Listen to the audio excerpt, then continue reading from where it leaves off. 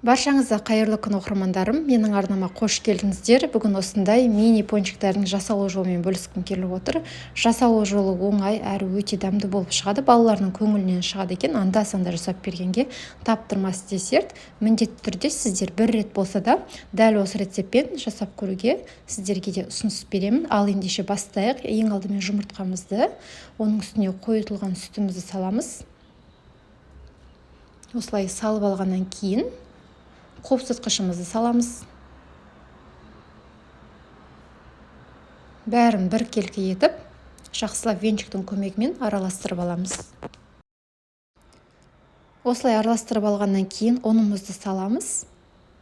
Жақсылап қамырын елеп алатын боламыз. Бізде жұмсақ қамыр пайда болады. Мөлшерлемелерін осы видеоның астында описание бөлімінде мен қалдырып кететін боламын. Қамырымыз осымен дайын. 15 минутқа қалдырып қойып, кейіннен осылай видеода көрсетілгендей етіп, ұзынша етіп кесіп алатын боламыз.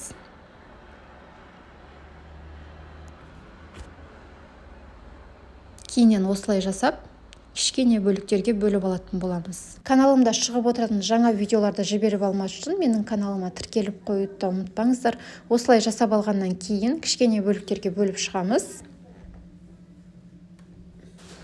Осылай көз мөлшерімен пышақтың көмегімен кішкене бөліктерге бөліп аламыз. Осылай қалдырып, осылай пісіре берсеңіздер де болады. Не болмаса, қолдарыңызбен домалатып шықсаңыздар да тіпті әдемі көрінетін болады. Өз еркілеріңіз.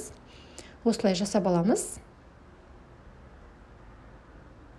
Бәрін бірінші дайындап алып, содан кейін ғана пісіретін боламыз. Өйткені тез пісетін болғандықтан бірінші дайындап алғанымыз дұрыс. Енді тарелкамызға кішкене ғана ұнымызды сеуіп, жабысып қалмас үшін пончиктарымызды осында орналастырамыз.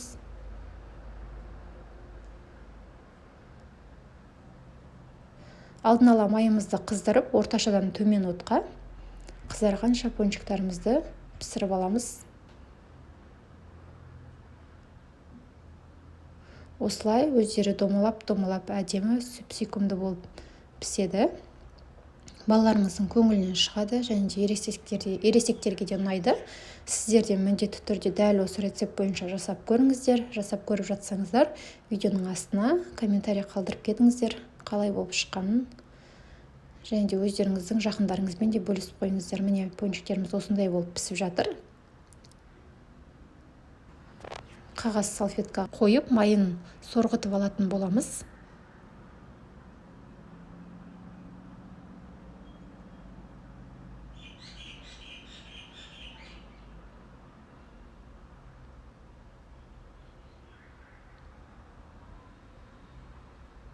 Міне осындай 2 тарелка менде пончиктар шыққан болатын.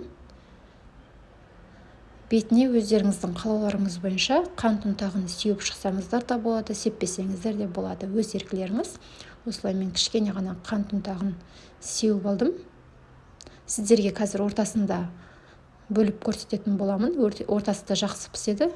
Қатты пісіріп жібермей, майды орташадан төмен қылып пісіретін боламыз. Міне ортасы да жақсы пісіп шығады. Міндетті түрде жасап көріңіздер.